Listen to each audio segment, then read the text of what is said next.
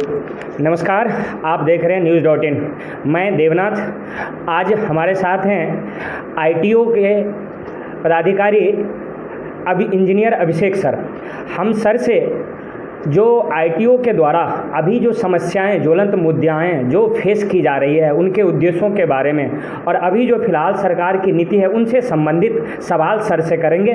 नमस्कार सर, बहुत बहुत स्वागत हमसे जुड़ने के लिए सर। जी नमस्कार। सर से हम जानेंगे सर, ये आईटीओ है क्या?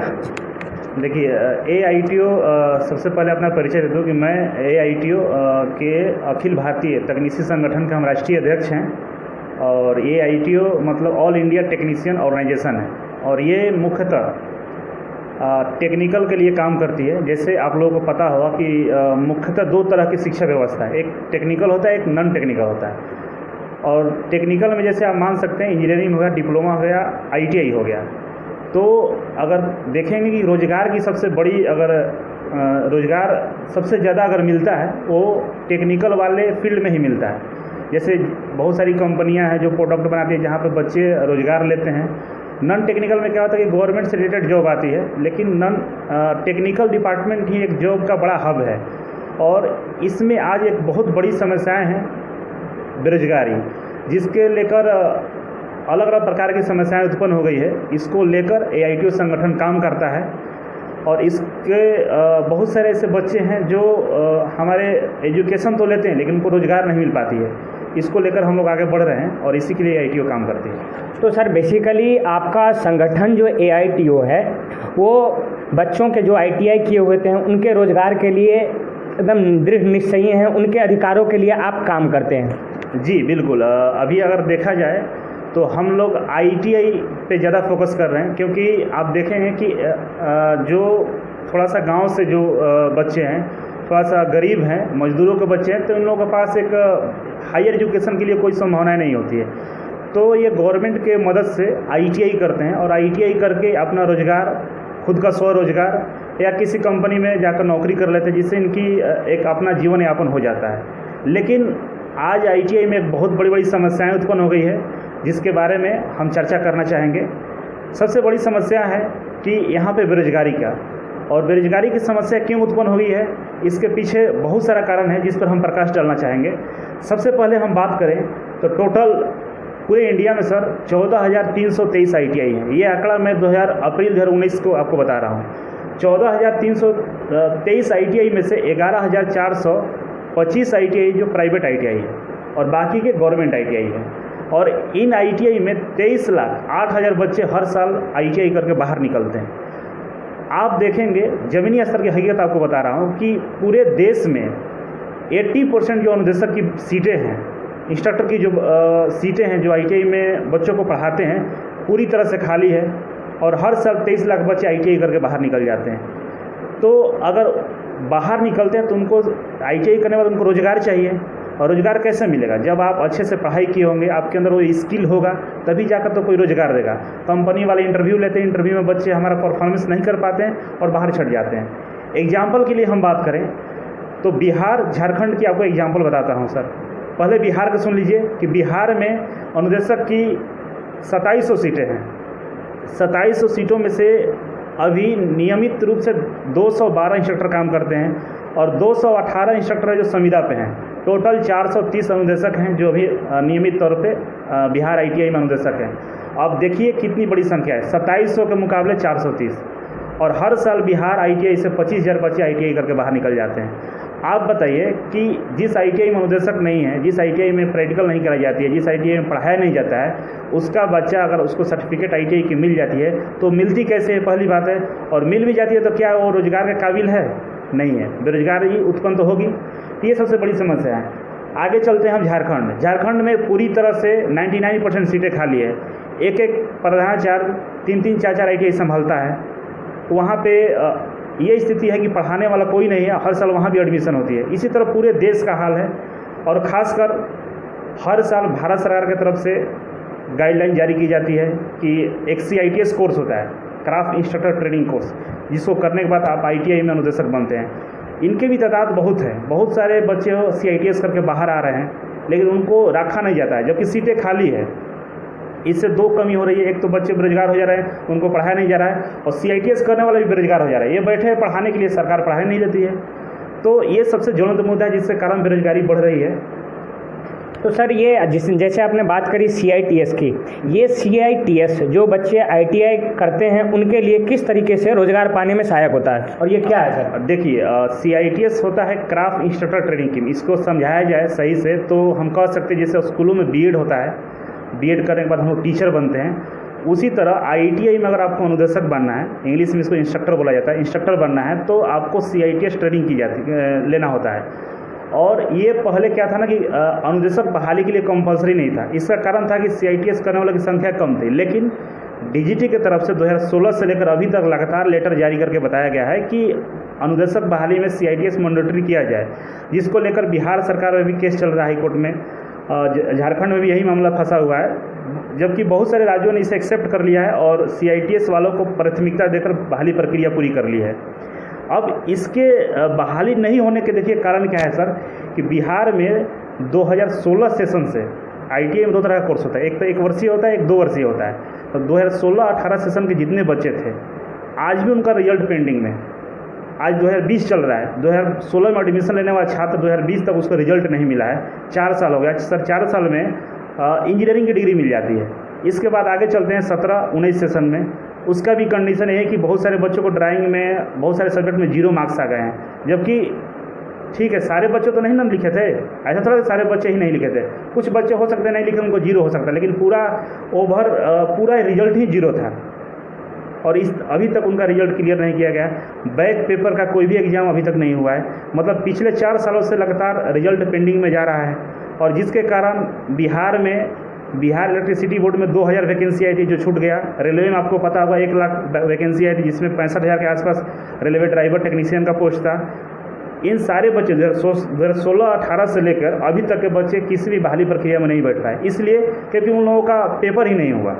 इसका जिम्मेवार कौन है? क्यों नहीं गवर्नमेंट इस पर एक्शन लेती है? क्यों नहीं उनको दिखता है कि हमारे बच्चे 2016 से ही ITI करने के बाद आज भी उनको सर्टिफिकेट नहीं मिल रहा है।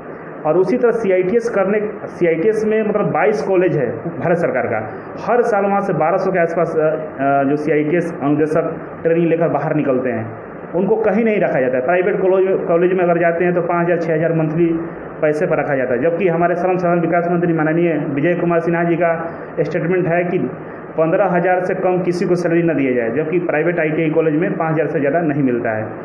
तो आखिर ऐसा क्यों है? सरकार क्यों नहीं इस पर कार्रवाई करती है? क्यों नहीं बच्चों को सर्टिफिकेट देने का काम करती है कि उनको अच्छा एजुकेशन दिया जाए? ये सारी व्यवस्थाएं हैं सर।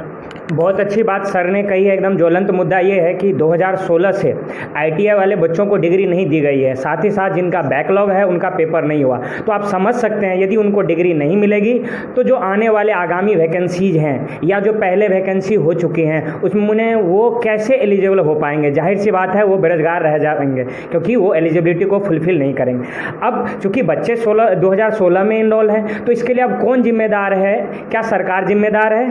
क्या वहाँ के शिक्षक जिम्मेदार हैं या ये व्यवस्था जिम्मेदार है? बहुत ही ज्वलंत सवाल सर ने कही है कि यदि 2016 से बच्चे जो इनरोल हैं उनको यदि डिग्री दे दी गई होती तो कहीं ना कहीं जो रेलवे में वैकेंसी आई थी उनमें वो बहुत सारे बच्चे उससे लाभ उठा पाते और बेरोजगारी को रोजगार में बदल पाते, है ना सर? जी बिल्कुल सर। और दूसरी चीज़ है कि अभी जो फिलहाल का मुद्दा है कि यूपी गवर्नमेंट में PPP मॉडल पे ITI चलाने की बात कही जा रही है। बहुत सारा मतलब स्टेटमेंट निकाल दिया गया है कि बहुत सारे कंपनियों को बुलाया गया है कि आप PP जो मॉडल होता है पब्लिक प्राइवेट पार्टनरशिप, और उसमें क्या व्यवस्था है कि जो ITI में जो सीटें होती है जिस पे बच्चे एडमिशन लेते हैं कुछ ही सीटों को सरकार अपने पास रखेगी, बाकी 80% ऐसा कुछ नहीं है, लेकिन मैक्सिमम सीटें उस कंपनी को चला जाएगा जो अपनी मर्जी से फी लेगा, अपनी मर्जी से वहाँ पे जितना भी काम हुआ कराएगा। तो अब बताइए सरकार इंस्टीट्यूट जो खोलता है, सरकारी कॉलेज खोलता है या ITI कॉलेज खोलता है, इसीलिए खोला जाता है कि जो गरीब बच्चे हैं, जो किसानों के बच्चे, जो गाँव के बच्चे, जिनको पैसे की समस्याएँ होती है, जिनको पैसे की प्रॉब्लम है, वो जाके गवर्नमेंट ITI में एडमिशन ले अपना भी एजुकेशन ले सकते हैं और अपना जीवन यापन कर सकते हैं। जबकि आप PP मॉडल पर अगर आप ITI देंगे तो कुछ सीटों पर आप एडमिशन लेंगे गवर्नमेंट के थ्रू, बाकी सीटें उस कंपनी को चली जाएगी, तो एक गरीब का लड़का कैसे पढ़ेगा? कभी सरकार ने सोचा है? आज मैक्सिमम जो बच्चे हैं 80% ITI करने वाले वो गांव से हैं। आप देखिएगा ITI कोई ऑफिसर का लड़का नहीं करता है, कोई मंत्री का लड़का नहीं करता है, कोई पैसे वाला लड़का नहीं करता है, कोई बिजनेसमैन का लड़का नहीं करता है। ITI करने वाले लड़के गांव के होते हैं, किसानों को होते हैं, गरीबों को होते हैं, और उनके बच्चों को आप PPE मॉडल के तहत बेच रहे हैं, इनडायरेक्टली बेच रहे हैं। बिजनेसमैन के हाथों में आप ITI दे रहे हैं। वो जब ITI को चलाएगा PPP पर, तो कहीं ना कहीं उसका तो एक फोकस रहेगा कि हम प्रॉफिट कमाएं, प्रॉफिट ओरिएंटेड काम करेगा, फी ज़्यादा से ज़्यादा लेगा, और उसमें गवर्नमेंट भी कुछ नहीं कर पाएगी। तो ये जो होने वाला है पब्लिक प्राइवेट पार्टनरशिप, इसको रोका जाना चाहिए, क्योंकि जो 80% संख्या ये प्रभावित होगी, बच्चे ITI नहीं कर पाएंगे और बेरोजगारी की समस्याएं और बढ़ जाएगी। बहुत सही बात सर ने कही, पब्लिक प्राइवेट पार्टनरशिप, मतलब कहने का मतलब इसमें गवर्नमेंट भी रहेगी और प्राइवेट वेंचर भी आएगी। कुछ सीटें गवर्नमेंट के द्वारा भरी जाएगी, गवर्नमेंट के निर्देशों के अनुसार, और मैक्सिमम सीटें जो प्राइवेट ऑर्गेनाइजेशन, जो प्राइवेट वेंचर इसको ओपन करेगी, उसके लिए तय की गई। तो जाहिर सी बात है प्राइवेट जो वेंचर है वो अपने मनमानी फीस वसूलेंगे, जिससे जो गरीब दबके, जो वंचित बच्चे हैं, क्योंकि जो ITI में एडमिशन लेने वाले होते हैं वो मैक्सिमम गांव देहात के गरीब कुचले वंचित लोग होते हैं, तो जाहिर सी बात है उनकी पढ़ाई रुक जाएगी। तो कहना है सर का कि कहीं ना कहीं इस प्राइवेटाइजेशन जो किया जा रहा है, जो कि सोशल वेलफेयर को जाहिर सी बात है बहुत कम ध्यान में रखा जाएगा और प्रॉफिट के नज़रिए से किया जाएगा, तो इसके खिलाफ हैं सर कि ये प्राइवेटाइजेशन नहीं होना चाहिए। जी बिल्कुल, और आप ये तो नहीं होना चाहिए। दूसरी प्राइवेट ITI है, मैक्सिमम देश में प्राइवेट ITI है। आप लोग एक बार आप वहाँ प्राइवेट ITI में विजिट कीजिए, किसी भी ITI में जाइएगा, 100 में से आपको 75 से 80% ऐसे ITI मिलेंगे जहाँ पे ताले बंद है, जहाँ पे इंस्ट्रक्टर नहीं है, जहाँ पे क्लासेस नहीं चलती है, मशीनों पर धूल गर्दे पड़े हुए हैं, मशीनों को चलाया तक भी नहीं जाता है, सामान मटेरियल सब है, बच्चे पढ़ने नहीं आते। 80% अटेंडेंस मैंडेटरी है DGT की तरफ से। हर साल बच्चों का 80% अटेंडेंस दिखा दिया जाता है, जबकि आप ज़मीनी हकीकत ये है कि बच्चे प्राइवेट ITI में पढ़ने तक नहीं जाते हैं। मैं सभी ITI की बात नहीं कर रहा हूँ, लेकिन मैक्सिमम ITI ऐसे हैं जहाँ पे बच्चे नहीं जाते हैं। कुछ ITI वाले ऐसे हैं जो अपने ITI में न पढ़ा के कोचिंग खोल के पढ़ा रहे हैं। अब मान लीजिए मेरा ITI कॉलेज है, हम अपने ITI में बच्चों को न पढ़ा के कोचिंग खोलकर बच्चों को एजुकेशन दे रहा हूँ। इसका मतलब है कि आप लूटने का काम करते हैं। आप अपने ITI में क्यों नहीं पढ़ाते हैं? कोचिंग खोल कर पढ़ा रहे तो क्या है कि आप पैसा ओरिएंटेड हैं, पैसा कमाना चाहिए। अरे पैसा सब कोई कमाए, इससे मेरा कोई वास्ता नहीं कि आप पैसा कमाए, लेकिन आप एक इंस्टीट्यूट चलाते हैं तो आप कोचिंग क्यों चलाना चाहते हैं? आप कोचिंग उसी ITI के बच्चों को पढ़ा रहे हैं, ये भी गलत है। तो इस तरह से एक बिजनेस हो गया है जिसको रोका जाना बहुत ज़रूरी है। और ज़मीनी स्तर पर हकीकत कुछ और है, सरकारें कुछ हकीकत कुछ और दिखाती है, और कहीं ना कहीं इस पे हमारे समाज के लोगों को भी जागरूक होना पड़ेगा। ITI के बच्चों को आगे सामने आके बोलना पड़ेगा कि उनकी जो समस्याएं हैं, आप सोचिए 23 लाख बच्चे बाहर आते हैं लेकिन एक भी बच्चा आवाज़ नहीं उठाता है। हमारे पास मैसेज बहुत सारे आते हैं कि सर मेरे साथ ये प्रॉब्लम है, मेरे साथ ये प्रॉब्लम है। हम जब बोलते हैं कि आप क्यों नहीं आवाज़ उठाते, तो बोलते हैं कि सर मेरा सेशनल कट लेंगे, मेरा रिजल्ट रोक देंगे, इसकी वजह से हम लोग नहीं बोल पाते हैं। तो आप लोगों से निवेदन है, जितने न्यूज़ चैनल हैं, कि आप एक बार जाइए, आप लोग दिखाइए अपने कैमरे के माध्यम से, ITI किसी भी दिखाइए, वहाँ के जो व्यवस्था है उसको दिखाइए, तब जाकर सरकारें जानेंगी और रोजगार का जो एक समस्या है वो दूर हो सकता है। बहुत अच्छी बात कही है सर ने। पहली बात ये कि जो भी प्राइवेट ITI कॉलेजेस हैं उनको सरकार सही तरीके से निगरानी रखे कि उसके जो इंस्ट्रक्टर हैं, जो शिक्षक हैं, क्या वो बाहर जाके कोचिंग चला रहे हैं और उस कोचिंग में उसी ITI कॉलेज के बच्चे पढ़ते हैं। तो बात ये हो गई कि वहाँ भी उन्हें पैसा देना पड़ रहा है और बाहर में भी पैसा देना पड़ रहा है, तो इनको रोका जाना चाहिए। साथ ही साथ बिहार के जो ITI कॉलेज हैं उनमें स्थिति ये है कि ताले बंद हैं, मशीनें धूल फाक रही है, व्यवस्थाओं की कमी तो नहीं है लेकिन वहाँ शिक्षकों की कमी है। शिक्षक रहेंगे तभी तो पढ़ाएंगे। इन सब चीज़ों पे हम चाहेंगे श्रम संसाधन मंत्री माननीय विजय सिन्हा जी सर इस पे ध्यान दें ताकि इन लोगों की ये समस्याएं दूर हो। इससे ये बेरोजगारी दूर करने का बहुत अच्छा माध्यम है, क्योंकि इस टेक्नीशियन के हेल्प से बहुत सारे वैकेंसीज आते हैं जिनमें वो जा सकते हैं। जी, आपने एक सवाल किया था अप्रेंटिसशिप को लेकर, तो अप्रेंटिसशिप के बारे में आपको हम जानकारी दे दूँ कि अप्रेंटिसशिप एक ऐसा माध्यम है कि ITI बच्चा करता है, इंजीनियरिंग करता है, डिप्लोमा करता है, तो थियोरेटिकली चीज़ें पढ़ता है, कंपनी से उनका कोई लगाव नहीं होता है। जब अप्रेंटिसशिप के लिए जाते हैं तो हम लोग कंपनियों से प्रैक्टिकली मुलाकात होती है कि वहाँ पे कामें कैसी होती है, हम जो पढ़े हैं उसका उपयोग कितना वहाँ पर कर सकते हैं, इत्यादि चीज़ अप्रेंटिसशिप में सिखाई जाती है। अब अप्रेंटिसशिप करने वालों के साथ समस्या क्या है कि 1 साल अप्रेंटिसशिप कराई जाती है और इसके बाद उनको बाहर कर दिया जाता है, किसी तरह का वेटेज नहीं दी जाती है। रेलवे में पहले जो था कि जो अप्रेंटिसशिप रेलवे से करेगा आईटीआई के फील्ड में, उनको परमानेंट नौकरी वहाँ मिल जाती थी। बीच में इसे हटा दिया गया। अब रेलवे में क्या किया गया है कि 20% सीटों पे आरक्षण दे दिया गया है, मतलब 20% सीटें रिजर्व की गई है आईटीआई बच्चों के लिए जो अप्रेंटिसशिप किया है। लेकिन यहाँ पर समस्या है कि 20% जो सीटें रिजर्व की हैं आईटीआई के लिए, तो आप तो एक पहले तो मेरिट बेस पर सिलेक्शन लेते हैं अप्रेंटिसशिप के लिए, 1 साल ट्रेनिंग देते हैं, फिर आप क्यों निकाल दें? जबकि आपके डिपार्टमेंट का हर चीज़ जो जानकार हो चुका है उसको वहीं पर रख लेना चाहिए। मेरा मुद्दा ये है कि वहाँ पर रखिए। अप्रेंटिसशिप के लिए जब आप बाहर ही निकालते हैं, वहाँ पे आप ऐसा सिस्टम बनाइए कि बच्चों को दोबारा से आपका एग्जाम ना देना पड़े। एक बच्चा आईटीआई किया, फिर रेलवे का एग्जाम दिया, फिर रेलवे में जाकर अप्रेंटिसशिप किया, फिर वापस आया, फिर रेलवे का एग्जाम देगा, मेडिकल देगा, फिर रेलवे में जाएगा, फिर परमानेंट होगा। ये तो एक लेंदी प्रक्रिया और बच्चों का उम्र निकल जाता है। एक आदमी का मैक्सिमम उम्र देखा जाए नौकरी के लिए 60 साल होता है और इस चक्कर में उसका 5-6 साल बर्बाद हो जाता है। तो रेलवे का ऐसा व्यवस्था करना चाहिए कि वहाँ पे जो जितना भी सीटें अप्रेंटिसशिप के लिए रखा है वहाँ पे डायरेक्टली एक ही बार में नौकरी दे दे। पहला चीज़ ये। दूसरा है कि देश में 300 गवर्नमेंट की कंपनियाँ हैं, बहुत सारे डिपार्टमेंट हैं जहाँ पे अप्रेंटिसशिप कराई जाती है। तो सरकार अप्रेंटिसशिप जो कर लेता है, मतलब कंपनी से रूबरू हो जाता है, प्रैक्टिकली रूप से कंपनी को जान लेता है, वहाँ पर उसको अस्थायी नौकरी देना चाहिए, व्यवस्था करना चाहिए।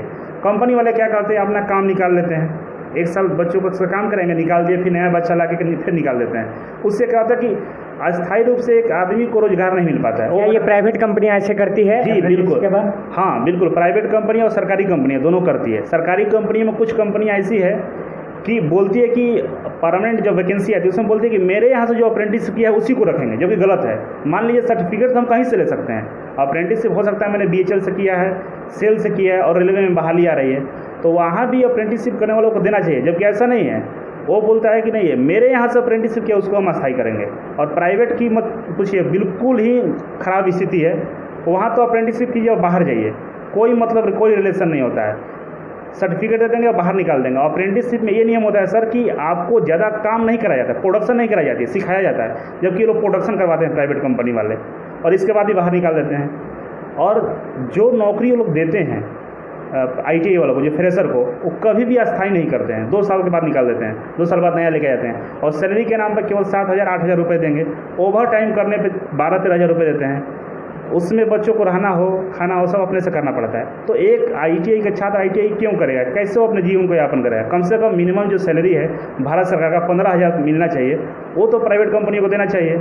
आप समझ लीजिए कि जितना प्रोडक्शन होता है अपने हाथों से प्रोडक्शन आईटीआई वाले बच्चे करते हैं, जिससे प्राइवेट कंपनियां अरबों रुपए की प्रॉफिट कमाती है और उस अरबों रुपए के प्रॉफिट में इतना पैसा नहीं देती है अपने वर्करों को जिससे वो अपना जीवन यापन कर सके।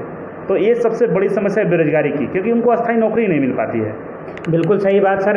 ये सर का कहना है कि प्राइवेट जो कंपनियां हैं वो अप्रेंटिसशिप के लिए एप्लीकेशन मांगती है और उसके बाद कहना ये है कि उनको प्रैक्टिकल नॉलेज देने के नाम पे अप्रेंटिसशिप दिया जाता है, लेकिन वहाँ उनसे प्रोडक्शन के काम भी करवाए जाते हैं। सीधे तौर पे बोला जाए तो इनका ये शोषण किया जाता है। लेकिन साथ ही साथ इतना ही नहीं, यदि वो 2 साल काम करते हैं, 1 साल काम करते तो उन्हें बाहर का भी रास्ता दिखाया जाता है। तो कहीं ना कहीं ये बहुत ही चिंताजनक विषय है। इस मामले को सरकार को जितना जल्द हो संज्ञान ले, ताकि जो अप्रेंटिसशिप किए हुए रहते हैं उनको उचित सैलरी मिले, उचित व्यवस्था मिले, ताकि वो उस वेंचर को आगे बढ़ाने में अपना समुचित योगदान दे सकें, शारीरिक रूप से जैसे कि मानसिक रूप से भी वो अपना कंट्रीब्यूशन कर सके। जी बिल्कुल। आज देश में आपको पता होगा निजीकरण लेकर काफ़ी लोगों में डर पैदा हो गया है, जबकि निजीकरण कोई समस्या नहीं है, समस्या बेरोजगारी है। लोग क्यों डर रहे हैं निजीकरण से? इसलिए ना कि अस्थायी नौकरी का व्यवस्था नहीं है, प्राइवेट कंपनियों में अस्थायी नौकरी नहीं मिलती है, प्राइवेट वेंचर वाले आते हैं। तो सर गवर्नमेंट कहती है कि इससे एफिशिएंसी बढ़ेगी, क्योंकि पहले जो PSUs थे ऐसे बहुत सारे, जैसे कहती है गवर्नमेंट की HMT पहले था, आज केरला का वेंचर उसका बंद है क्योंकि उसकी एफिशिएंसी नहीं थी, लोग काम नहीं कर रहे थे। और प्राइवेटाइजेशन से ये होगा कि एक टाइम बॉन्डेड होगा, एक उनके पास टारगेट रहेगा कि इनमें अचीव करना है, तो गवर्नमेंट कहती है इससे एफिशिएंसी बढ़ेगी। नहीं, ऐसा कुछ नहीं है। ये गवर्नमेंट अपना बचाव करती है। भारत पेट्रोलियम सुने होंगे आप, इसको भी निजीकरण किया जा रहा है, जबकि ये अरबों की प्रॉफिट में है, आपको पता होगा। रेलवे को निजीकरण करने की बातें की जा रही है। ये सब कहीं ना कहीं ये प्रॉफिट वाली ये सब चीज़ें हैं। बहुत सारे कंपनी जो प्रॉफिट है उसको भी बेचा जा रहा है। बात लोग में डर क्यों है, ये बात को समझिए। लोग क्यों डर है निजीकरण से? अगर मुझे आप नौकरी अच्छा दे दीजिएगा, प्राइवेट हो या गवर्नमेंट हो, इससे कोई मैटर नहीं। मुझे नौकरी अस्थायी मिल गया, मुझे बिलीव है कि मुझे 60 सालों तक उस कंपनी में नौकरी करने का मुझे अधिकार रहेगा, तब लोग नहीं डरेंगे। लेकिन स्थिति यही है कि प्राइवेट कंपनी वाले कभी भी अस्थायी नौकरी नहीं देते हैं। प्राइवेट रिलायंस है, टाटा है, बड़े बड़े अडानी ग्रुप है, कभी भी आप देखोगे कि बहाली कैसे होती है, बहाली आता है पता भी नहीं चलता है। तो लोग इसीलिए डर रहे हैं कि वहाँ पे कोई कंपनी वाले नौकरी नहीं देगा, पता ही नहीं चलेगा कहाँ से नौकरी मिल गई। आउटसोर्सिंग के लोगों को लेकर आएंगे, काम कराएंगे और आदमी नहीं एक मशीन बन जाएगा। एक मानवता के नाते जो एक स्टैंडर्ड बनाया गया है कि आपको 8 घंटा काम करना है, सप्ताह में 1 दिन छुट्टी लेना है, प्राइवेट कंपनी वाले ओवरलोड देते हैं और वैसे लोगों को खोजते हैं जो मशीन बन के काम करें, वो मैक्सिमम प्रॉफिट कमाने के चक्कर में आते हैं। तो सर आप ये मानते हैं कि इससे एफिशिएंसी नहीं बढ़ेगी प्राइवेटाइजेशन से? एफिशिएंसी अब बढ़ा सकते हैं। एफिशिएंसी बढ़ाने का मतलब ये नहीं होता है कि चीज़ों को दुरुपयोग किया जाए। मतलब आप ये कह रहे हैं कि सोशल वेलफेयर की काम नहीं होगी, उनसे काम ज़्यादा करा, प्रॉफिट की बातें ज़्यादा होगी, सोशल वेलफेयर की बातें कम होगी। जी बिल्कुल, ये सोशल वेलफेयर नहीं होगा। दूसरा है कि सरकार निजीकरण की तो बातें कर रही है, लेकिन उसके साथ साथ उनको ये भी बताना चाहिए कि जितने भी डिपार्टमेंट निजीकरण किया जा रहा है तो वहाँ पे हमारा जो पहले से प्रावधान था बहाली प्रक्रिया को लेकर, सैलरी को लेकर, वहाँ पर सुविधाएं को लेकर, उसके बारे में अपना राय क्यों नहीं दे रही, उसके बारे में पोर्टफोलियो क्यों नहीं ला रही है कि हमारा इस तरह से व्यवस्था रहेगा जो पहले से है। केवल हम अपना मैनेजमेंट प्राइवेट को दे रहे हैं, किसी को दे रहे हैं। तो ये इस पर सरकार चुप है, केवल बेचने का नाम लेती है। बेचने का मतलब हो गया कि आप क्लियर बताइए मुझे कि वहाँ पे बहाली कैसे होगा, सैलरी कैसे मिलेगा, वहाँ पे एम्प्लॉय कैसे काम करें, उनके लिए क्या क्या बेनिफिट होगा, टीएडीए मिलेगा नहीं मिलेगा। इस पर आप कभी देखिएगा किसी तरह का कोई स्टेटमेंट नहीं है। इसी लोगों के दिल में डर है। और जहाँ तक रेलवे की बात है, रेलवे निजीकरण नहीं होना चाहिए, मैं इसके बिल्कुल खिलाफ हूँ, विरोध करता हूँ, क्योंकि ये भारत सरकार की एक बहुत बड़ी मंत्रालय है, बहुत बड़ी संपत्ति है, जिसके देश आज़ाद होने के बाद लाखों मजदूर, लाखों वर्षों के बाद इसको डेवलप किया गया है। और ये एक झटके में किसी प्राइवेट आदमी को दे दिया जाए तो ये किसी तरह से सही नहीं है। बिल्कुल सही बात कही कि सर ने कि जो इंडियन रेलवे है जॉब का हब है। यदि बोला जाए तो एशिया में ये जॉब का जो कहाँ से निकलेगा जॉब, ये ऐसा वेंचर है जहाँ से बहुत ही हैवी मात्रा में जॉब का निदान होता है, जॉब मिलते हैं, बेरोजगारी दूर होती है। तो सर का कहना है कि प्राइवेटाइजेशन तो बिल्कुल नहीं होना चाहिए, और खास करके रेलवे के मामले में। जी इसके अलावा जैसे आपने क्वेश्चन पूछा कि इफिशियंसी बढ़ जाएगी, देखिए सर, इसरो का भी निर्माण 1960 के दशक में हुआ था, उस समय इसरो का निर्माण होता। आज इसरो देखिए कितना अच्छा काम कर रहा है। ऐसे बहुत सारी हमारे PSU हैं जहाँ पर अच्छे काम हो रहे हैं। कुछ PSU है जो काम नहीं कर रहे, पूरी तरह से फेल हो गए, जैसे BSNL हो गया, एयर इंडिया हो गई। ये सारे PSU इसलिए फेल हो गए क्योंकि सरकार का ऐसा पॉलिसी आया जो कर्ज में डुबा दिया। इसके जो भी सरकार रहे होंगे, जो उनके कैबिनेट मंत्री रहे होंगे, उन्होंने इस तरह से पॉलिसी ला दिया जिसे गलत इस्तेमाल करके उसको लॉस में ला दिया गया। तो कहना सर का ये है कि प्राइवेटाइजेशन नहीं करके आप पॉलिसी रिफॉर्म लाइए। जी पॉलिसी रिफॉर्म लाइए, वहाँ पर उसको चीज़ों को सुधारा जाए। ये नहीं कि आखिर मान लीजिए आप किसी के हाथ में कंपनी दे रहे हैं, ठीक है, एयर इंडिया को टाटा ग्रुप को दे दिए। अब टाटा ग्रुप पॉलिसी रिफॉर्म करेगा ना, वहाँ पे अच्छा अपना मैनेजमेंट लाएगा, अपनी चीज़ों को सुधारेगा, तब ना वो प्रॉफिट में आएगी। ये चीज़ हम भी लोग भी कर सकते हैं, सरकार भी कर सकती है। सरकार के पास भी आज यहाँ से सुंदर पिचाई है, हमारे इंडिया के गूगल के CEO बने हुए। इस तरह के जितने बड़े बड़े टैलेंट है जो बाहर जा रहे हैं, उनको हायर करके इन सारे डिपार्टमेंट को दीजिए। मतलब जिस फील्ड के जो रिलेटेड लोग हैं उनको दीजिए, टेलीकॉम वालों को टेलीकॉम में दीजिए, जो हमारे जो एयर इंडिया है इनको इस क्षेत्र के जो लोग जुड़े हुए इंजीनियर उनको दीजिए, जो अच्छे लोग हैं। विदेश क्यों जाएंगे, यहीं पर इसको सुधार सकते हैं। टाटा क्या करता है, रिलायंस क्या करता है, अडानी क्या करता है, उनके जितने भी बड़े बड़े मैनेजमेंट टीम हैं वो टॉप हायर को अपने यहाँ रिक्रूट करता है, उनसे चीज़ों को ऑपरेट कराता है, वो अच्छा से करते हैं। जबकि सरकार पॉलिटिक्स में कहीं ना कहीं पॉलिसी में ये चीज़ें खराबी ला देती है, जिसकी वजह से ये घाटे में चली जाती है और बेचने की नौबत आ जाती है। जी बिल्कुल सही बात कही सर ने। बहुत ही ज्वलंत मुद्दे उठाए कि अभी जो बिहार में ITI कॉलेजों की स्थिति है, जो बच्चों के साथ अप्रेंटिस के नाम पे जो शोषण किया जाता है, प्राइवेटाइजेशन पे सर ने बात कही। और CTI जो लोग ट्रेनिंग करके आते हैं इंस्ट्रक्टर बनने को, उस पर बात कही है, जो सब ज्वलंत मुद्दे हैं। और ये जो वैकेंसी सर अभी सर जो श्रम संसाधन मंत्रालय की ओर से सर माननीय विजय सिन्हा सर ने ट्वीट किया था एक हिंदुस्तान के कोटेशन को लेकर 2500 वैकेंसी के लिए। जी हाँ, 2500 वैकेंसी के लिए विभाग की तरफ से ट्वीट किया गया था। लेकिन आज का न्यूज़ है कि उसे फर्जी बताया जा रहा है कि वो कोई वेबसाइट बनाकर फर्जी तरीके से रिक्रूटमेंट निकाल दिया था, जो कि ये गलत है। बहाली ऐसा कुछ नहीं आया हुआ है। और भविष्य में आपको बता दें कि 2016 से पहले से ही इस तरह की न्यूज़ आते रहते हैं कि बिहार में बहाली आने वाली है, कभी 2400, कभी 1800, इस बार 2500 दिया है। तो इस तरह से आते रहते हैं और इस सारे बच्चे निराश हो चुके हैं। बिहार में 3000 की संख्या में CITS ट्रेनिंग है, उपलब्ध है। कितने बार ये लोग आंदोलन भी किए हैं, कितने बार न जाने अनियत बार जाकर मंत्री जी से मिले हैं, लगातार आश्वासन भी मिले हैं और लगातार पेपर के माध्यम से निकाल कर आश्वासन दी जाती है। चुनावी स्टंट हो सकता है, बहाली नहीं आ रही है। सरकार को चाहिए कि तत्काल जिस तरह से हमारे माननीय प्रधानमंत्री मोदी जी की तरफ से स्किल इंडिया, आप पिछले स्किल दिवस पे आप देखे होंगे, स्किल री स्किल अप स्किल के बारे में हमारे प्रधानमंत्री जी ने बोला था। तो स्किल री स्किल अप स्किल कैसे होगा जब हमारे पढ़ाने वाले इंस्ट्रक्टर ही नहीं है, ITI में मशीनें ही नहीं चलती है, रिक्रूटमेंट ही नहीं होता है, तो स्किल री स्किल अप स्किल होगा कैसे? अपने मुख्यमंत्री जी कहते हैं 7 निश्चय योजना के तहत बहुत सारे ITI कॉलेज खोले गए हैं। जी, 7 निश्चय योजना के तहत हम अभी तक 49 ITI खोले गए हैं बिहार में। लेकिन उस 49 ITI के पास मतलब मैक्सिमम के पास अपना एक भवन भी नहीं है, अपना कार्यालय भी नहीं है, प्राइवेट मकानों में चलाई जाती है, नॉर्म्स के अकॉर्डिंग नहीं है। जो NCVT का नॉर्म्स है वो मान्यता नहीं दी है इन लोगों को, उसमें इंस्ट्रक्टर की बहाली भी नहीं हुई है। और हर साल बच्चे वहाँ नामांकन होता है, बच्चे बाहर भी आ जाते हैं पढ़ के और वो आज बेरोजगार रोडों पर घूमते हैं। तो इसका जिम्मेवार कौन है? जबकि ये सरकारें 15 साल से हैं हमारे बिहार में और मुख्यमंत्री जी का जो पॉलिसी है बहुत ही अच्छा है, इसमें कोई दो राय नहीं, लेकिन जमीनी स्तर पर उस पर काम नहीं हो रहा है। जी, पॉलिसी इम्प्लीमेंटेशन ग्राउंड लेवल पे नहीं हो पा रहा है। ग्राउंड लेवल पे कहीं ना कहीं उनके डिपार्टमेंट का जो अलग अलग डिपार्टमेंट मंत्रालय है वो लोग इम्प्लीमेंट नहीं कर पा रहे हैं।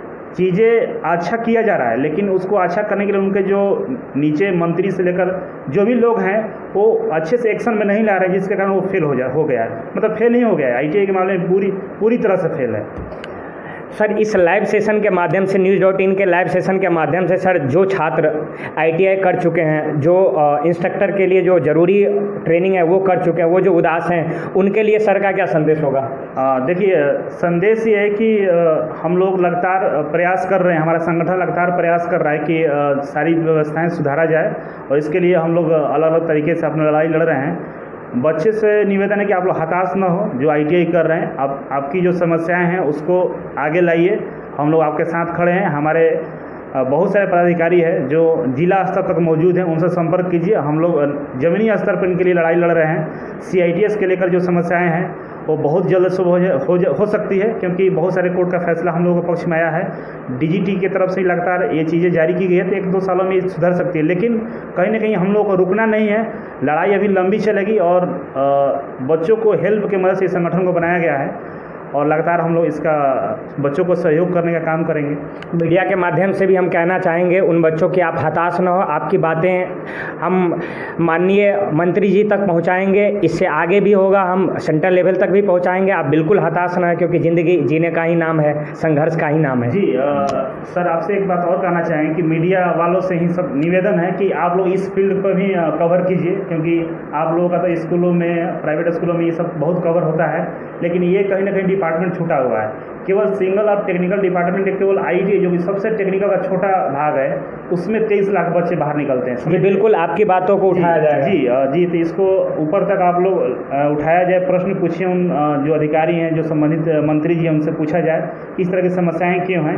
और मैं उम्मीद करता हूं कि News.in इसमें आगे आएगा और हम लोग समस्याओं को उठाता है लगातार। और आप हमारे दर्शकों से निवेदन है कि News.in का फेसबुक पेज है, यूट्यूब चैनल है, आप सब्सक्राइब कर लीजिएगा यूट्यूब चैनल को, फेसबुक पेज को लाइक भी कर लीजिएगा, वहाँ पर भी आप कमेंट करेंगे।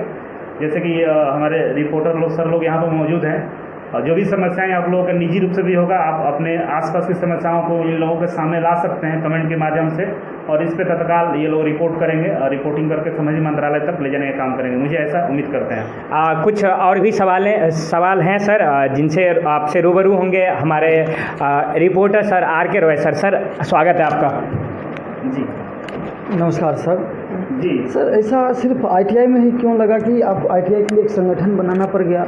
और भी है, पॉलिटेक्निक है, और उसके बाद BTech वाले भी बहुत बेरोजगार रहते हैं, एक सिर्फ ITI को आप क्यों लिए? ये बात ऐसा है सर कि देखिए, हम भी BTech हैं और ITI में इंस्ट्रक्टर के लिए हमने ट्रेनिंग लिया है। समस्याएं सर हर जगह है। डिप्लोमा स्तर पर बीटेक स्तर पर बहुत बड़ी समस्याएं हैं कि उन लोगों के लिए बहाली प्रक्रिया नहीं होती है। खासकर डिप्लोमा और बीटेक वाले तो एक कॉलेज वाले एक प्रोडक्शन पैदा कर रहे हैं, लगातार केवल डिग्रियां आ रही है, बच्चे बाहर आ रहे हैं, नौकरी की भारी कमी है। आईटीआई के लिए मैंने इसलिए किया कि इस फील्ड में कोई नहीं था देखने वाला, पूरी तरह से शोषण के शिकार थे। कहीं ना कहीं हम लोग डिप्लोमा बीटेक करते एक एजुकेटेड ग्रेजुएट माने जाते हैं, तो इन लोग अपने से लड़ाई लड़ सकते थे, लेकिन यहाँ पे बच्चे 10वीं के बाद आईटीआई करते हैं। इनको देखने वाला एक मजबूत संगठन होना चाहिए। दूसरा चीज़ है कि मेरा गाँव से ज़्यादा जुड़ाव है, गरीब बच्चों से ज़्यादा जुड़ाव है, इस वजह से हम लोग इस फील्ड को चुने हैं और लगातार इसमें काम कर रहे हैं। ऐसा नहीं है कि हम लोग डिप्लोमा का छोड़ दिया है, बीटेक को छोड़ दिया है। अगर मेरे पास इस तरह की समस्याएं आती है तो हमारा संगठन उसके लिए भी बिल्कुल पूरे तन मन से काम करेगा और करता रहेगा। तो सर आप आईटीआई के लिए क्या कर रहे हैं? संगठन की तरफ से क्या एजेंडा है इस संगठन का? देखिए, संगठन की तरफ से एजेंडा बहुत सारा है। पहला एजेंडा ये है कि आईटीआई में शिक्षा व्यवस्था को सुधारा जाए, पूरी तरह से ज़मीनी स्तर पर हकीकत रूप में सुधारा जाए। दूसरा एजेंडा ये है कि जो आईटीआई बच्चे करके बाहर निकलते हैं उनको एक रोज़गार मुहैया कराया जाए। लड़कियों, मैक्सिमम जो लड़कियां हैं जिनके लिए कुछ भी नहीं है दुनिया में, कह सकते हैं, सरकार एक सामाजिक तौर पर शोषण का शिकार है, एक रूढ़िवादी का शिकार है, लड़कियां बाहर नहीं जा सकती, इस तरह की समस्याएं हैं। लेकिन आईटीआई में लड़कियों के लिए भी बहुत सारे ट्रेड है, जैसे fashion technology, swimming cutting, beautician, ये सब लड़कियों का ट्रेड आईटीआई में है।